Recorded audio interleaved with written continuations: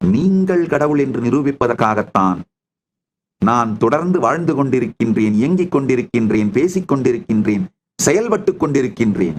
நான் கடவுள் என்று நிரூபிப்பதற்காக அல்ல. நான் கடவுள் அப்படிங்கிறத நான் எனக்கு தாங்கியா நிரூபிச்சுக்கணும், உங்களுக்குலாம் நிரூபிக்க வேண்டியது இல்லையா? புரியுதுங்களா? நீங்கள் கடவுள் என்பதை உணருங்கள். எப்போ இந்த பரமசாந்தத்திலிருந்து பயத்தை, உங்களுடைய காக்னிட்டிவ் இன்டர்பிரிட்டேஷன் பயம்னு மிஸ்இன்டர்பிரட் பண்றதுக்கு முன்னாடியே எக்ஸைட்மெண்ட்னு கண்டுபிடிச்சிடுறீங்களோ, அப்போ நீங்கள் நிரந்தரமான நிர்பயராக மாறுகிறீர்கள். அது லைஃப்ல எவ்வளவு பெரிய சுதந்திரம் தெரியுமாங்க. உங்க பிசியாலஜி மாறிடுங்க, உங்க சைக்காலஜி மட்டும் உங்க ஹோல் பாடி ஸ்ட்ரக்சர் மாறிடும், பிசியாலஜி மாறிடும். இந்த ஒரு விஷயத்தை பண்ணுங்க. நேத்து ஒரே ஒரு எக்ஸசைஸ் கொடுத்தேன், இன்னைக்கு அந்த மாதிரி இன்னைக்கு ஒரு சின்ன எக்ஸசைஸ் கொடுக்குறேங்க.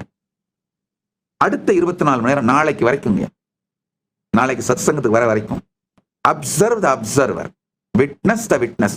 என்ன பயம் வந்தாலும் அத பயம்னு இன்டர்பிரட் பண்ணாம உள்ளுக்குள்ள என்ன நடக்குதுன்னு அப்படியே சாந்தமா பாருங்க.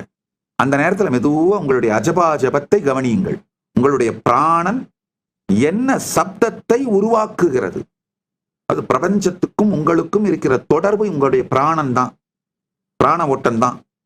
அது என்ன சப்தத்தை உருவாக்குகிறதுன்னு சாந்தமா பாருங்க. பார்த்துட்டு அப்சர்வர் மேனிஃபெஸ்ட்னு ஹேஷ்டேக் போட்டு ஷேர் பண்ணுங்க. ஷேர் பண்ணி எனக்கு டேக் பண்ணுங்க. நேற்று டேக் பண்ணியிருக்கோங்க பல பேருடைய கொஸ்டின்ஸ், அவங்களுடைய எக்ஸ்பீரியன்ஸ்ல நீங்க கமெண்ட் பண்ற